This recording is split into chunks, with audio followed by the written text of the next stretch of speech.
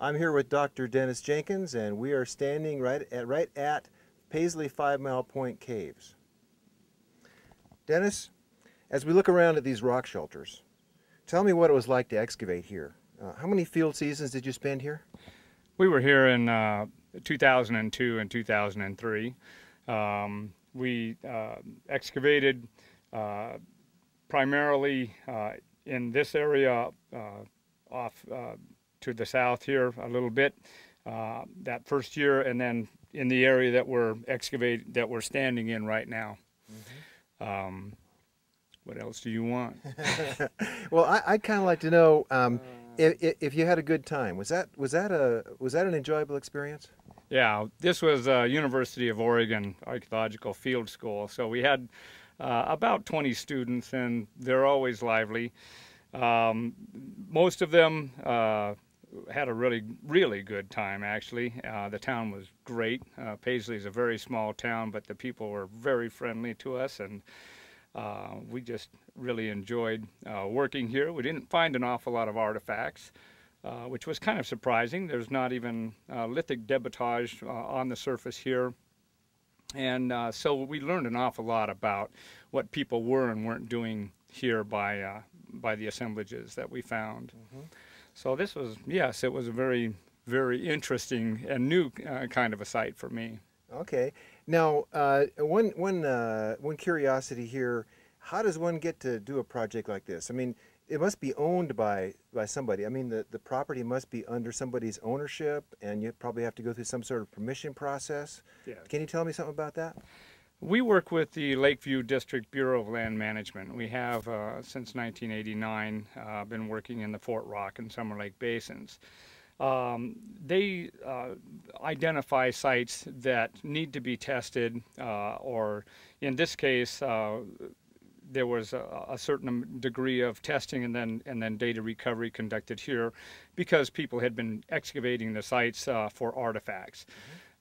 We also work closely with the Klamath tribes in this case, and the Burns Paiute tribes on what their concerns were about the site, and primarily, you know, they want to stop the looting. So they're very concerned about the fact that their ancestors lived here and that people are carrying away their heritage. So we came here working under their auspices, and we tested the site to see if it's costing them money to protect the site, and so they wanted to know whether or not there were still deposits that would give them good scientific information and information about the Klamath and Paiute heritage. So that's the reason why we came here. They administer it.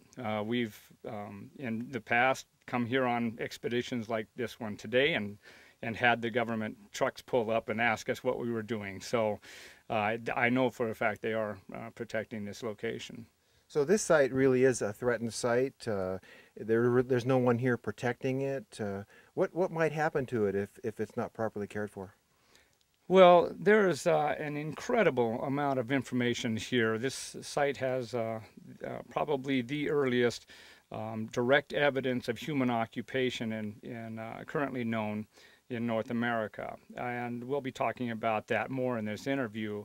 But in the past, people have dug through about 16,000 years of cultural deposits and thrown out the items that they were not interested in. Most of those are perishable. They will, being exposed to the weather, will fall apart very quickly. And so it's just mind-boggling to think about the incredible amount of information about Pleistocene human occupation in this area that has been destroyed by people looking for arrowheads. Mm-hmm. I see. Now, can you tell me, I guess you've already told me, the people that comprised your excavation team were students, is that right? Yes. Most of them are college students. They've come from all over America, and occasionally we have foreign students who have come from China or England and Spain and just literally all over the world. It makes for a very interesting combination, and people bring their perspectives. We have also entertained Native Americans from the Burns Paiutes and Klamath tribes, and then you get their perspective on what's important about archaeology. So it's a very interesting and very nice mix. All right. Now, as we look around here, we see a lot of rocks and so forth, but maybe you could help interpret. How deep are the deposits here where we're standing and throughout this site? Well, right where we're standing, we went to about 300 centimeters or 3 meters. They kind of average around 2.5 to 3 meters deep. Of course, as you can see, it's a very rocky deposit. Also has a very unique odor to it as, as we excavated. This very acrid, literally rat urine odor kind of permeates the area because we're screening, of course, all of the deposits as we remove them. So it was a very interesting occupation. You can see how the rats have, perhaps we can show some scenes later about how the rats have lived here for thousands of years and slowly brought in nesting materials, defecated in this location, urinated here. There are coyotes living in the area, pigeons, all kinds of raptors that have brought in nesting materials, have raised generations of young and died, and those remains have been incorporated in the same deposits. So one of our main concerns when we were excavating here is what is natural, what has accumulated, not because people were here, not as a part of the cultural deposits, but what is here as a site formation process. Now, you decided to excavate at this place, at Paisley 5 Mile Point Caves, because the BLM needed your assistance. Is that correct? Well, yes, in one way and no in another. Our initial interest was in the fact that this site was originally excavated in 1938, 39, and 40 by Luther Cressman, who is a really well-known archaeologist from Oregon. In the bottom of one of these caves, he encountered Pleistocene animals, camels, horses, and bison. And evidence that there had been marshes or lakes around here, waterfowl and fish remains in the deposits. In cave number 3 nearby, he recovered the remains of what looked like a small house floor, a circle of stones put in around large boulders that just made a nice flat spot. Around the outside of that floor, he found the camel and horse bones. And looking at the distribution of those bones on the outside and up against the cave wall, he determined that people were there at the same time the animals were there. Other North American archaeologists didn't necessarily agree, and so we came back here in 2002 to test whether or not, first of all, there was anything remaining of those early deposits, and then secondly, whether or not the artifacts found with them really were placed there at the same time. And that is a very tricky issue because in this case, we could have people occupying this site shortly after the animals had died off naturally. And the animal bones then would still be on the surface of the cave, just as we see bones lying around here now that have been brought in by carnivores. And then people would come in, live here, and would deposit the artifacts, simply moving the large bones aside. And the two never actually occurred together. So our challenge was to come here with an open mind and adequately test this and try to determine that whether or not the people were here at the same time the Pleistocene animals were. All right, so what time periods are we talking about? You mentioned the Pleistocene. When were these extinct animals here? What time period would that be? We did manage to encounter camel and horse bones right in this area where we're standing. And so the first year in 2002, we radiocarbon dated a camel foot bone and got a radiocarbon date of 12,300 years. That's 14,300 calibrated years or calendar years. We also radiocarbon dated a horse bone from this area at 11,003 or 11,100 radiocarbon years, or 13,000 calibrated years. So that's the time period that we're talking about. The latter date certainly dates to the Clovis period, and we are only about 60 miles from the one Clovis site that is known in Oregon. So basically, that's the time period we're talking about, the end of the Ice Age, or Pleistocene as it's known, and kind of the transition from that into the Holocene, or the recent period. Okay. Now, a little bit about this place and where it stands on the landscape. As we look out over the valley floor from here, back over my right shoulder, can you describe what this place was like in the early period of its occupation? For example, what was pluvial Lake Chihuacan? How does that relate to this place? Well, this series of caves along here on this basaltic rim are here because of the lake. The water rose up during the Ice Age, or the Pleistocene period, and as it came up, the wind would blow from the southwest, and the waves crashed into this cliff, and where the softer materials were, it slowly began to pick away these small rocks that are bound up by having been reworked by volcanism. And so where the soft parts were picked away, a cavity began to form, and where the hard basalt is, that maintains the structure of the ridge. So slowly these caverns formed because of Lake Chihuacan. Then the water began to drop about 15,000 years ago, and by about 14,000 years ago, there would have been a plain out here in front of the caves. Certainly the vegetation would have reestablished itself, probably a grassy woodland environment.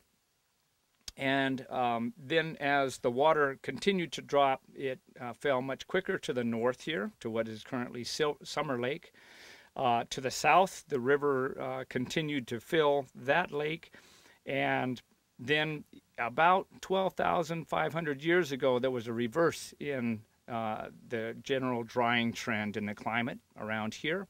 And the lake to the south began to rise again. And eventually it overflowed and cut a channel out here in front of the cave, ran across within a mile of the cave, and then began to fill the lake, which rose once again, and then water would have been available here.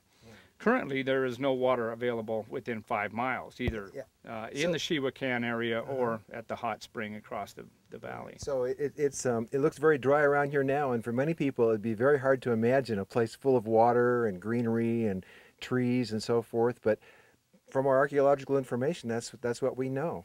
Yes. It's a pretty incredible story. Now, when you first came here to work, tell me now truly, what did you expect to find? And how old did you think the site really was? Well, I certainly believed that it was possible that it could be Pleistocene in age. The projectile points that I had viewed at the museum at the University of Oregon certainly indicated that there were old enough deposits here to be on the range in the range of 10,000 to 11,000 years.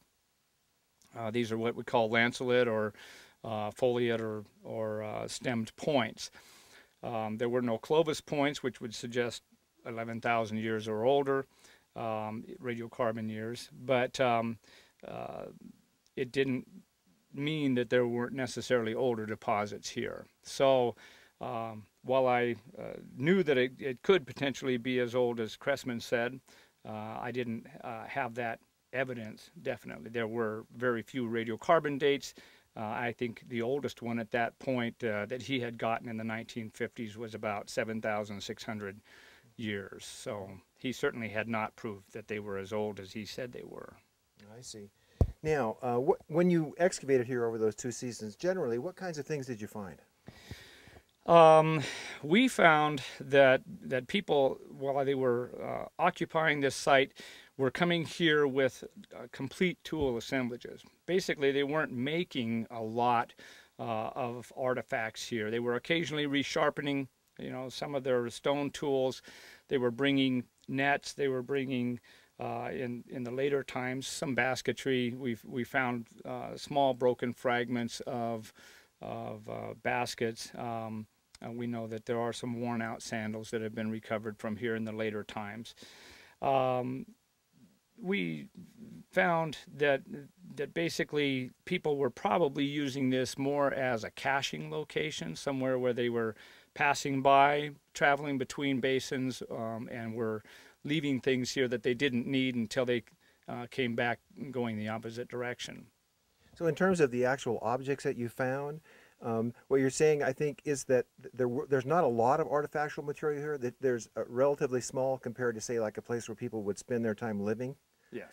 But instead, we found kind of scattered items, but they were telling in terms of what people did here. Is that right? Yes, I think very distinctive assemblages indicating that probably because of the aridity around the cave, the fact that there is no water source here, it really made this a very temporary location in most cases. Now, when we got to the bottoms of the caves, there was a very interesting shift in that as we got well below the Mazama or Mount Mazama ash, which was a product of the eruption of Mount Mazama and the subsequent development of Crater Lake, we began to see more debitage and as we got or flaking material. As we got to the very bottom, then we began to actually find nodules that they had brought here and reduced. And so the reason appears to be there were obsidians nodules available right here at the site. But as time went by, they got buried by the what we would call the Holocene deposits, and so eventually that was no longer available, and they had to bring it in from a much greater distance. So when your crew was here and they were shaking their sifters and pulling things out of the screens and putting stuff in bags, what kind of things would be in those bags? Well, any remains that were clearly cultural, so small fragments of bulrush, for instance, that had crimps in them, indicating they had been processed. We did find, as I mentioned, some perishable, some twine or cordage, as we call it. We would recover all of the obsidian flakes, predominantly obsidian that we found. We would recover bone, all bone, and that way we can track changes through time in the quantity and the types of animals that were incorporated into these deposits. We also recovered coprolites, or the fecal matter of animals and people that have lived here. And so in those bags you would see a really strange assortment of different kinds of remains that were both cultural as well as natural, because we really needed to understand how this site has formed to tell this story. Now, I guess you kind of answered my next question, which was how people use this place. So maybe we need to get on to the really exciting stuff. Now, we've heard the word coprolite. Now, can you be clear entirely what a coprolite is? Coprolites are really desiccated human feces or poop, I guess, is probably a common term for it. But and it sounds gross, but it is not from a perspective of really understanding who these people were. It's extremely exciting when you can talk about what a person ate within 24 hours of the time that they left their statement about who they were behind. We have also managed to recover human DNA from these coprolites, which is extremely exciting. Now, how many of those coprolites did you find here? And how deep were they in the deposits? We recovered about 250 coprolites from the several different caves that we've excavated here. Not all of those are human. As a matter of fact, only a small percentage really are. But we have many coprolites that are coyote. We have also recovered some that are from marmots or other rodents. And then, of course, there are mountain sheep and other kinds of coprolites that we have found here. But basically, we've probably got 40 to 50 human coprolites, and they range from near the surface, less than 1,000 years, back to 12,300 radiocarbon. All right. Now, I guess you've covered it a little bit, but let me ask you this. What can you learn from a coprolite that you might not be able to learn, say, from an artifact like a projectile point or a grinding stone? Coprolites really do tell you the percentage of food that people, the different food groups that people are eating. So we can look, you know, if we look at groundstone, we can say, well, people were processing plants. Which ones? We can discern within by looking at the subsistence data from DNA analysis, for instance, what kinds of plant groups people were processing. We can also tell what animals they had consumed. We can tell about them personally, their haplogroups. We can inform a little bit about their health and about maybe even, you know, whether they were male or female. So this is all being done predominantly through the analysis of DNA. And we can also, and we have verified our DNA evidence by doing protein analysis, which is another way of looking at both, you know, whether or not you actually do have a human coprolite as opposed to something that looks like one. All right, but before we get to all those details, let me ask you this. We're in a cave here. Is this, I always get mixed up. You know, we're either in cave 5 or cave 1. Which one is it? This is cave number 5. Okay. This is cave number 5. Now you found some of those really important coprolites, the ones that were dated, you found in this cave, is that right? That's right. We're standing almost on top of the location where we found those. I see. So perhaps what we ought to do at this point is move to some other locations within this site and talk about those discoveries and what they might mean. Okay. Okay, let's do that.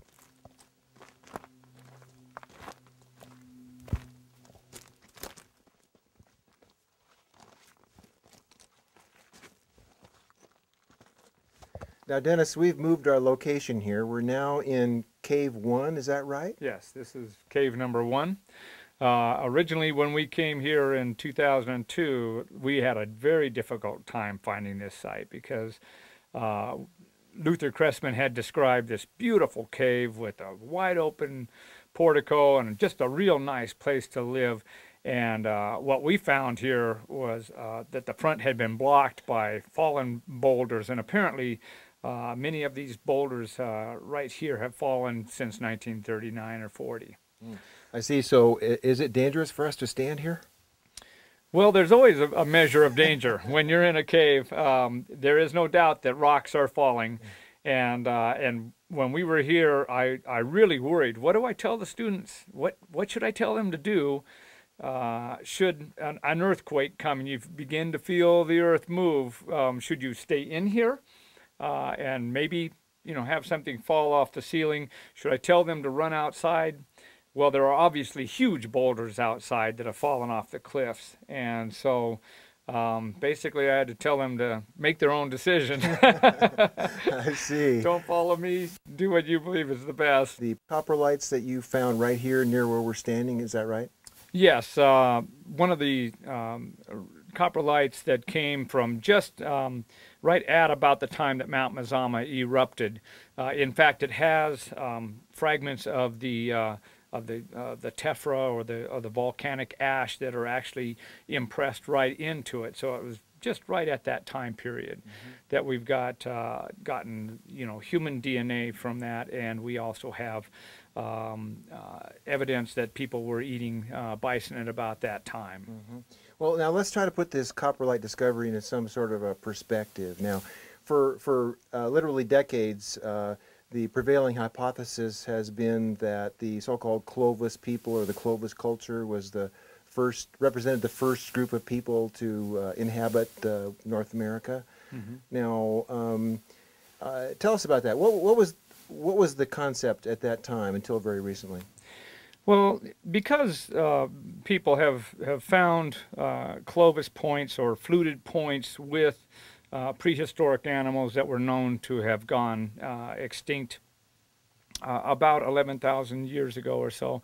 And because we have not been able to radiocarbon date any obvious cultural remains older than that time period of about 11,000 to 11,500 or so, people have developed this hypothesis, or basically this concept, that Clovis was first, that while Clovis developed in North America and is not found in Siberia or Asia, that still it happened shortly after they came here to North America, that because to the glaciers to the north of us coalesced during the Pleistocene or the Ice Age, that people couldn't get here from Alaska and Canada and that region as they crossed the land bridge from Siberia until the ice opened up and it allowed them to come through, which was believed to have been about 11 to 12,000 years ago. Those are radiocarbon years that I'm talking about. So it kind of made sense. The entire thing seemed to have a very logical perspective, and so this Clovis first hypothesis developed, and we've all, I guess, kind of been operating on that for a lot of time. Well, now Clovis is represented by these fluted Clovis points, and they've been found all over the place, haven't they? Yes, they've been found all over North America and South America, or some branch of that particular technology has been found to the south also. So this is a very widespread phenomenon, and it once again, that seemed to indicate that possibly it was first. So let's set the scene here. So up until recently, anything about 11,000 to 11,500 years, Clovis period approximately. Well, that would be about 13,000 calendar years, because there's a difference between radiocarbon years and actual calibrated or calendar years. Right? Yes. Okay, so we'll have to make that distinction. But using radiocarbon years, anything 11,500 was acceptable because that matched the Clovis first hypothesis, right? Yes, that's right. Right. So let's talk about what we found here. What you found here that kind of indicates, not just kind of, but actually does indicate that Clovis was not first. Now, it has to do with the coprolites. So what did we find here? Well, here at Paisley Caves, we have found human coprolites identified by DNA analysis and protein analysis. And then we have radiocarbon dated those to 12,400 to about 12,200 years ago. So those are radiocarbon years. That's 14,300 calibrated years or calendar years. So what that means is that people had to have been south of the ice before it coalesced, or they got here some other way other than through the interior. In other words, before we believe that people passed between these sheets of ice to the north of us to arrive here. If the ice was solid and a mile deep, there is no way that people could cross that barrier. And consequently, it seems to point towards the coast, that people perhaps as Dr. John Erlandson has pointed out, came to America along the coastal region or the coastal migration theory. I see. So the dates that we have now on the coprolites are 12,200 to 12,400 years, or in that neighborhood, radiocarbon years, Yes, that's which, 14,000 calibrated years. right, so that would be like between 14,000 and 15,000 calibrated years. So Yes. that means that would be like somewhere between 1 and 2,000 years before Clovis. Yes, what we're talking about here, the distinctions that we're making, are related to the fact that the amount of radiocarbon that has come through the atmosphere has varied through time. And the further back in time you go, the worse the two calendar years versus radiocarbon years is. That distinction that is made, it becomes very important when you're talking about 1,000 to 2,000 years of time. Um, Right. So, but we can make that a correction. We can look at a radiocarbon age, and we can say approximately how many actual years that represents. yes, what we have done to calibrate our radiocarbon years is to look at tree rings that we have followed back as much as 9,000 years through time. And these are so distinctive because as the weather has changed, each tree ring is a different size. And just like the barcodes that we all accept as being the price of things at the store, we can match barcodes up in these tree rings. And so we can go back in time, and we know that if we radiocarbon date a certain tree ring, we know the age of that tree ring, and then we can calibrate the difference between the radiocarbon and the actual tree ring or dendrochronology age. All right. Well, getting back to the coprolites, what other information did you get from the coprolites? Was there some information about exactly what kind of people or what populations of people were represented by the DNA? Well, that's a very interesting question because one of the topics that came up during the time that Kennewick Man was being discussed so much in this area was whether or not he was perhaps European, and so the possibility was that if we could finally find, ancient DNA, it would turn out to look more like Europeans than like the Asians that we were predicting they should be, according to our migration theories. So when we ran when we ran the DNA analysis, we found that they were haplogroups A and B, and those are very Siberian-like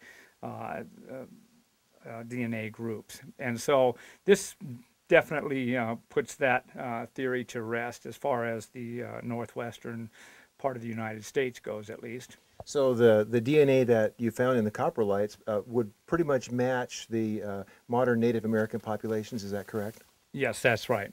That is very right. A and B are very common on the West Coast. Haplogroups C, D, and X are more common off to the eastern coast. I see. Now, let me ask you kind of a personal question. Did you ever think you'd be able to make such a grand discovery? How does it feel? Well, it's very exciting. It's also somewhat daunting, I guess, because we are kind of some people, some researchers are going to have some of their theories, kind of shaken or have to adapt to this new information, and so I want to be correct. I don't want to be proven to have left something unturned that I should have thought of.